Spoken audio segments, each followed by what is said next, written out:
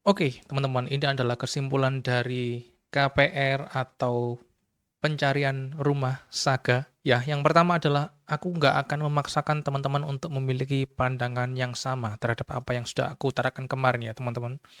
Aku nggak akan ngejudge keputusan teman-teman, baik keputusan yang akan teman-teman ambil maupun keputusan apa yang sudah teman-teman ambil. Aku nggak akan ngejudge, monggo silahkan teman-teman yang paling ngerti keadaan teman-teman sendiri sekarang. Kontenku bener-bener cuma POV aja, karena aku emang sedang cari rumah, dan aku ingin membagikan aja value apa yang aku pegang. Mau tanya ke aku harusnya gimana? Aku nggak tahu. Aku bukan konsultan finansial. Aku sendiri masih meraba-raba harusnya gimana. Cuma dari yang aku pelajari, satu-satunya hal konkret yang bisa aku lakukan adalah naikin stream income. Caranya gimana? Aku sendiri nggak ngerti. Makanya aku sedang share gimana aku melakukan vibe hustling. Aku menanyakan dan memanfaatkan AI, GPT, untuk mencari tahu apa yang bisa aku lakukan untuk naikin stream income. Kenapa itu menjadi satu-satunya langkah yang konkret untukku? Karena kalau ngomongin investasi, dari yang sudah aku pelajari sekarang, lagi, aku hanya orang awam, aku hanya mencari-cari info sendiri aja. Ini yang aku temuin di Bibit aja lah. Investasi di Bibit, lihat, untuk mendapatkan pasif income 5 juta per bulan aja, kita harus repot-repot, susah payah ngumpulin uang 1 miliar. Dan kalau ngomongin investasi, itu tuh harus uang dingin, uang yang nggak akan kita pakai gitu loh.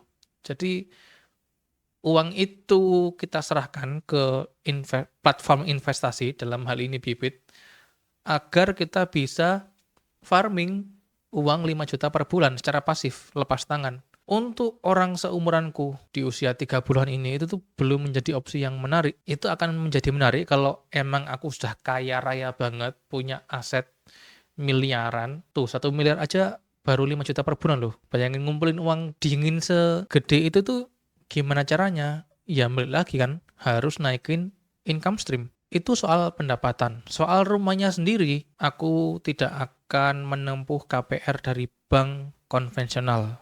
Itu jelas ya. Karena itu berisiko banget. Ini aja, ini ada data dari data box.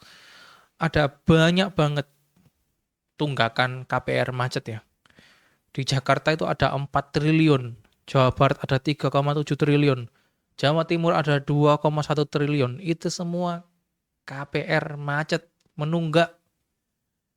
Yang mereka sama-sama, ya mungkin campuran lah, campuran sebuah spektrum. Ada yang, enak ya cicilan nggak kerasa 1,7 juta, ternyata bunganya floating terus nunggak. Mungkin ada kasus yang begitu. Ada juga mungkin yang sudah memperhitungkan matang-matang dan hasil perhitungannya menyatakan bahwa dirinya mampu, tapi mungkin ada musibah, kena PHK mungkin, dan mungkin spektrumnya orang macam-macam. Yang jelas di sini adalah mereka semua kena resikonya, bahwa KPR-nya sampai nunggak. Dan kalau nunggak KPR gitu, yes, sudah jelas kena bunganya, kena dendanya, wah repot itu. Jadi secara dunia beresiko, secara akhirat juga beresiko, aku nggak mampu. Aku merasa aku nggak mampu untuk mengambil resiko itu. Kalau teman-teman merasa mampu, ya silakan saja. Aku nggak akan memaksakan teman-teman lagi untuk memiliki pandangan yang sama. Aku juga nggak akan ngejudge teman-teman. Itu ya, itu dari KPR bank konvensional. Walaupun kredit secara syariah itu ada opsinya, dan walaupun itu halal, aku pun masih belum merasa itu adalah opsi yang menarik, karena kalau jalur halalnya aja mampu, aku sih memilih untuk bersabar. Karena ya opsi itu ada karena kita tuh butuhnya kan sekarang juga.